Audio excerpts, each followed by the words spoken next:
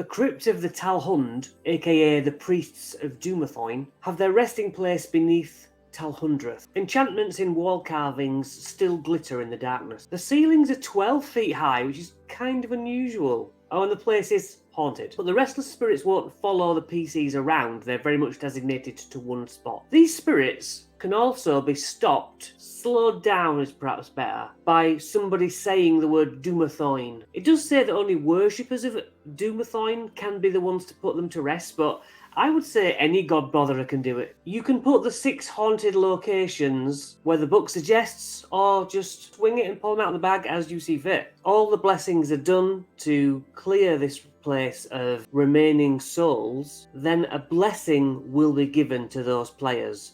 But if you steal the gems from the hearts of the corpses along the way, it will not. Let's get into it. Area 1. 4 stone dwarf sarcophagi crypt guardians using the revenant stats animate. It does talk of these statues being smashed and causing the area to be difficult terrain, but that would suggest a one-time deal, one use only.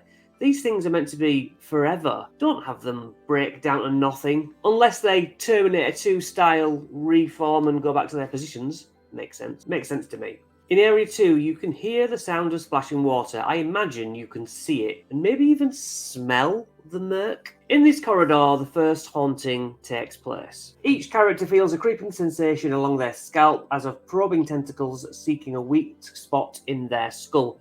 You don't have to put that one here, but that's how I'm going to do this video. Areas 3. 3 rooms look kind of the same, but there are actually different processes happening in the preparations of the corpses. Each one has like a stone slab and a basin. The east one is for washing and stitching the bodies. The second one is for putting gems into the chests of the departed. And the west one is where they dress the corpses. In the west one, a carving depicting a dwarf reveals a secret door if you press his hand. This treasure, the armour taken from here, grants PCs disadvantage on attacks against them from undead. That secret door at the beginning kind of just leads to a stone wall because it's that very central rotating spot that is activated by 2 levers. And so it's out of sync until they do the 2 levers, then it all lines up. You get what I'm doing. So Area 5, this semi-collapsing part, has a massive opening to a watery pit and out and into beyond. The book goes on about Grandlejaw, the Hydra. The Hydra? Jesus! Oh, it's asleep in the deeper water.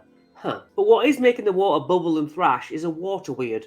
Yeah, manageable. If you peer into the water, it says that you can sort of see the water weird relaxing the Hydra by jacuzziing some of its body. I would even consider fighting the water weird, and if you need to stick at 1 or 2 heads of the Hydra through a hole it can't fit through, hell, have a Hydra fight in part. Area 6, the door to the north, says the honoured dead in Dwarvish. Then to one side is a door slightly open but kind of stuck and twisted. There's also a mind flayer skull lodged under the semi-twisted bit of the door, perhaps. It's Crypt Haunting number 2. The ghostly image of an elderly dwarf in priestly vestments wanders around as though in shock, gripping a battle axe stained with purple ichor. Who got this purple ichor on my axe? He didn't say. Area 7, you're just greeted with a damaged scene from a fight. There's a headless mind flayer skeleton on the floor. Or is it smashed into some shelving or something? So you get a bit of a view into Area 8 if you peek through. But in 7 is a metal case with 8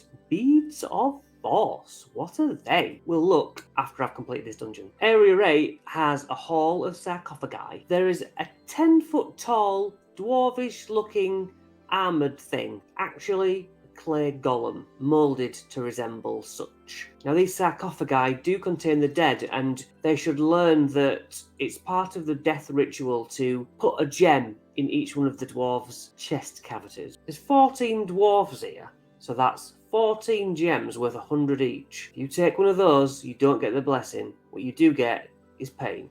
Hopefully from the clay golem, but if not, some of the other sarcophagi that have beasties inside. Area 9 just has the one sarcophagi. Sarcophagus? Sarcophagus. It has a quill and book carving on it. This was some clever dude. There's also a lever made of metal stuck in the up position because it takes 2 levers. This is just one of them. This is not the universal sign for levers. It's just something I've just started. The walls are carved with Thorgan iron quills masterwork. which was in book form and now has been copied onto the walls. His pupils did that. He of the Hidden Gemstone. Who's that over by the lever? It's Rivibidel, the Sverfneblin, a frail old pensioner gnome pondering the lever. He's thirsty, he's hungry, he's tired, he's old. He was young when he came in here. He's not been here ages, but he was aged by 2 ghosts. He's actually looking for an exquisite emerald he's heard about. He's one of those chances for the DM to unload a load of lore. Unload a loader. There's a dwarf skeleton who may not even attack if you've vanquished all the hauntings. Very unlikely. And it'll stop if someone says Doomathoin anyway. But a ring of Orator,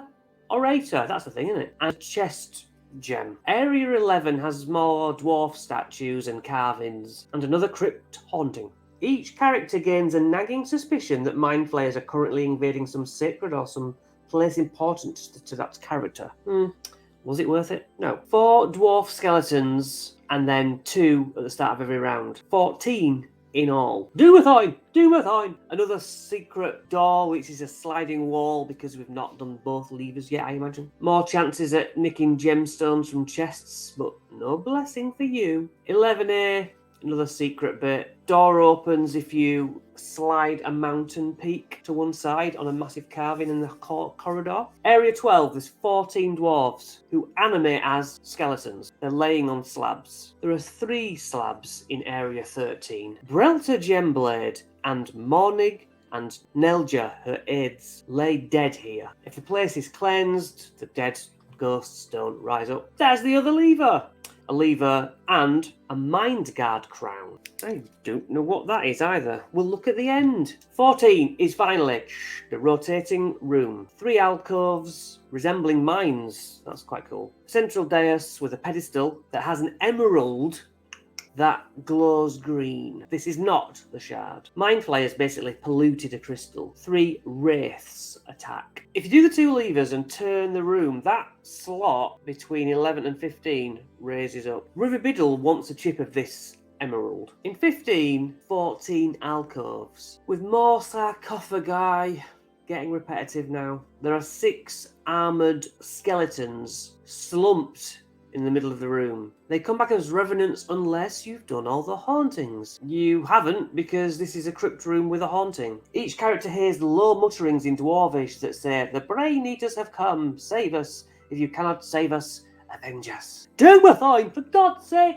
Doomathoin! 16 is mountain carvings, 2 doors, blessed dead, digging dead. A haunting, again, a ghostly image of one character lies on the floor, their skull cracked open and their brain removed. The image does nothing but twitch and drool. Area 17, a statue of a dwarf. Use the shield guardian statisticals. There is a mummy wrapped not in bandages but architectural plans. These 2 fight together. Cool. There's actually a carving of the entire map of the place. You can see all the secret rooms, should you have missed any. Area 18, the obelisk chamber. A mining cart holds the foot-long obelisk shard. 7 sort of plaque carvings on the wall have bodies behind, covering the burial niches. If you touch the shard, dwarf spirits will come out to defend the graves and the shard. 4 at first, 4 spectres, then 1 more spectre every round. Doomathoin! Religion check! Oh, please, that's only got rid of 1.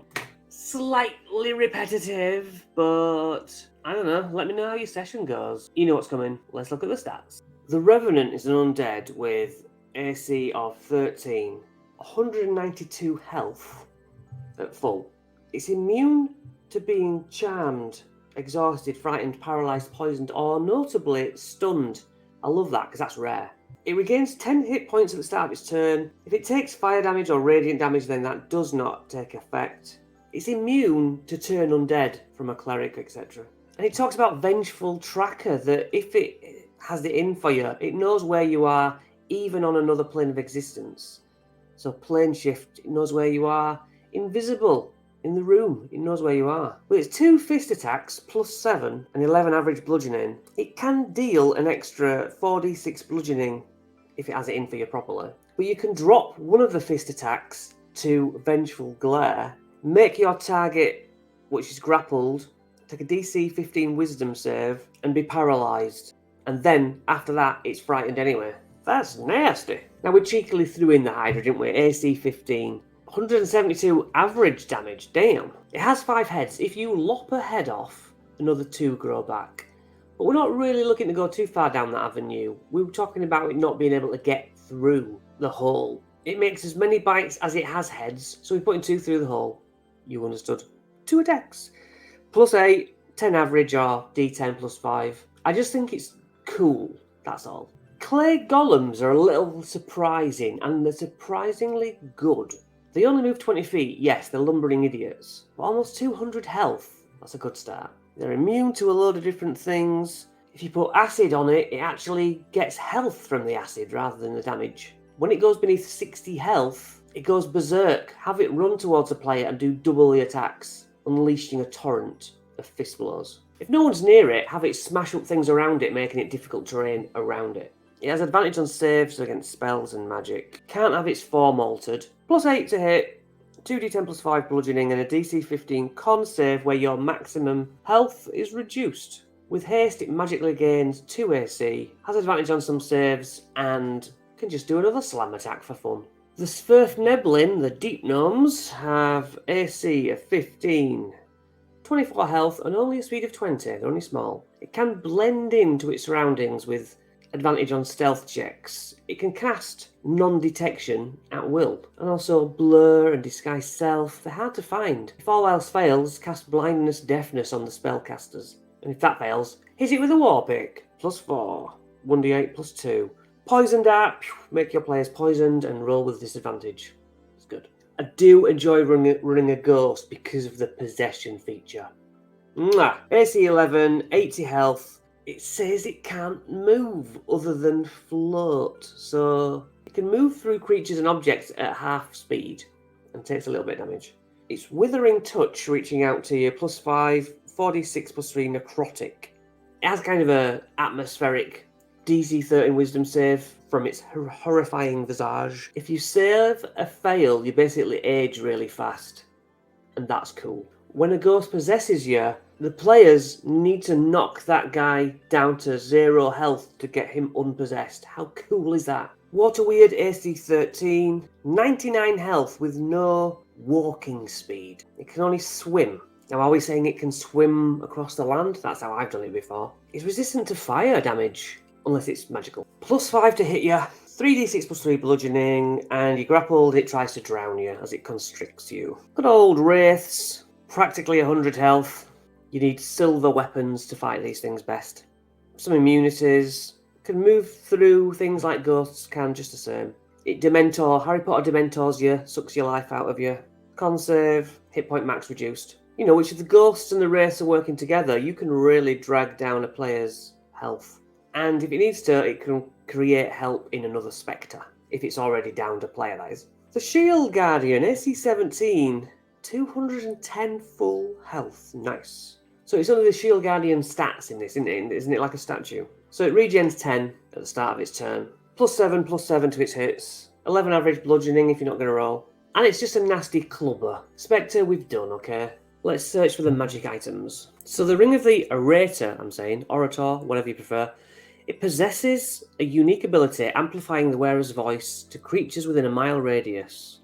It makes any language understood. Beads of Force. Black sphere measuring 3/4 of an inch. You can use an action to throw the bead up to 60 feet. It explodes. DC 15 dex save or 5d4 force damage. A sphere of transparent force then encloses the area for 1 whole minute. Any creature that failed is trapped inside the sphere. You get pushed in or out. Only breathable air can pass through the wall. No attack or anything else can. An enclosed creature can use an action to basically move it. That could be fun.